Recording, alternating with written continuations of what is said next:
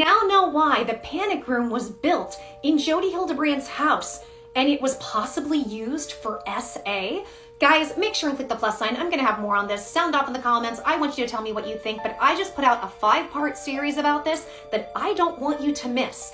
And here is what we know. We know that the children were found at Jodi's home, and apparently there was a panic room to where the young boy explained there's a panic room in the house. Now on the police scanner, there's conflicting reports, and it does go back and forth on whether or not they found Eve in the panic room. However, we are now hearing why it was made and that there was possibly SA going on in it. Take a look at this, guys. This is the latest from Law and Crime. This is about everything they know in the panic room, and then I'm gonna give you some inside information you're probably not gonna get anywhere else. Take a look and we'll discuss. It was here in this secluded Ivins, Utah neighborhood where Ruby Franke's 12-year-old emaciated son broke free.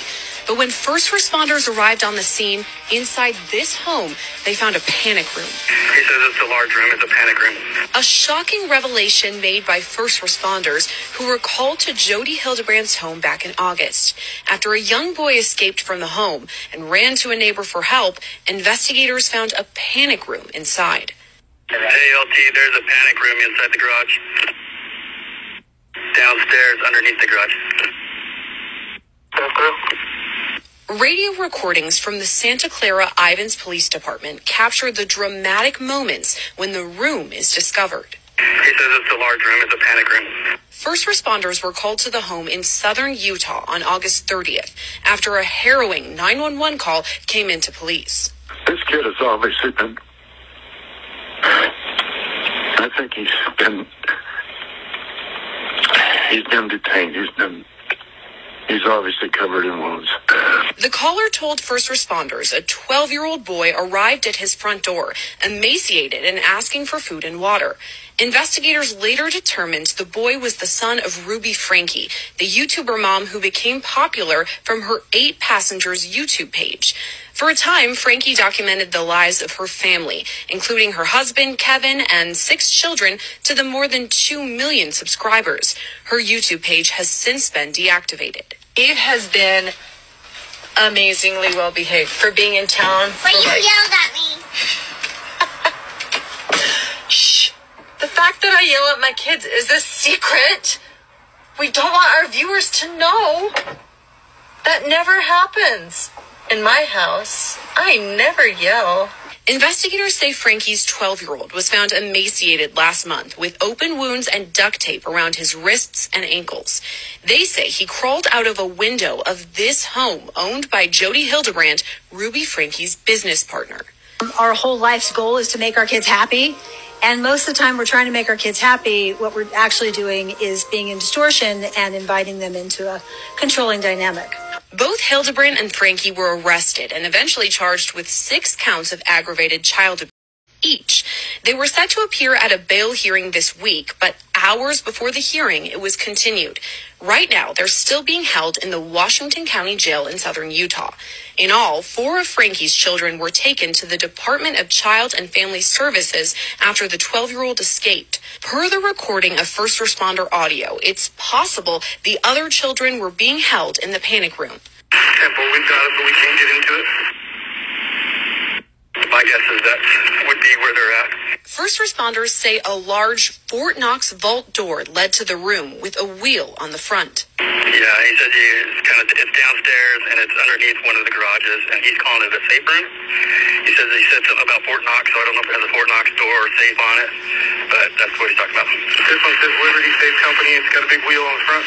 Law and Crime Network reached out to the Santa Clara Ivins Police Department for more information about the rescue and that panic room, but we're told that no new information or details could be released as the investigation is still ongoing. How does this tie in with what I was saying before? One of Hildebrandt's victims, his name is Adam Steed. He is coming forward and he has said some explosive things in that 5-part series I've had. And one of these things is that Jodi consistently will claim SA or physically intimate, forceful actions, say that people are that when she doesn't get her way and they want to leave when it comes to her therapy practice and not give her thousands of dollars. It makes sense now why she has a $3 million home in a place like Utah in an area that isn't cheap. Now, in regards to all of this, Here's the kicker. Apparently, the room was created. Here's the information that's coming out, and this isn't verified, but I'll tell you this is what I'm hearing. It was created because this one said that Adam Steed. Adam was the one that she did all this to. Adam spoke up and helped get her license revoked for an X amount of time.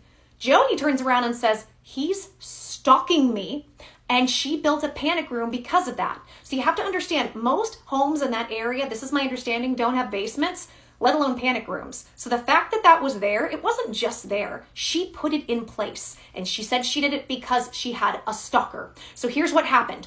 Jodi, when this man, she completely ruined his marriage. So she got them in counseling, then separated the man and the wife, and then she went on this huge campaign when it comes to Adam and his wife, saying Adam is an SA or he does these horrible things.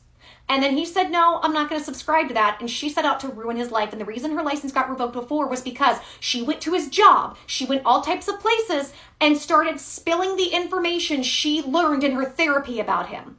And her response was, he's actually stalking me. He's harassing me. Now, where does the SA tie into this? This is what I've learned about this one. This one loves to project all of her issues onto other people. I think the fact that she calls everybody an SA, or number one, it's all one big horrific manipulation tactic. But I also think somewhere in her twisted mind, she thinks it's true, and I'll tell you why. Because she's the one who has these issues. We see it time and time again. She projects on everyone and everything the things that she hasn't healed. And my concern this whole time has been that these children were in this panic room and that they were having SA done. And that this one said in court that they are SAers because she knew in that panic room that this one was SAing or having other people do it to them. My concern in this has been, is there an element of trafficking going on here with those children? I'm not saying that's the case. I am not saying that's fact. That's my speculation. These are my questions about this, and there's my concern. There are too many things that don't add up, and considering all this projection, it makes me wonder, it makes me curious, and it makes me question what else is happening here. Because we have to see, when they start leaking information and information comes out, especially from these two, read between the lines and put that in context with all the red flags we know. I don't know. Do you guys think I'm onto something with this? Do you think that's why the safe room was created? Do you think more awful things happen than what we're aware of? And do you think she's transferring all of her issues onto other people, especially with these SA claims? Sound off in the comments. I want to hear your thoughts, guys, and click the plus sign. I've got more coming.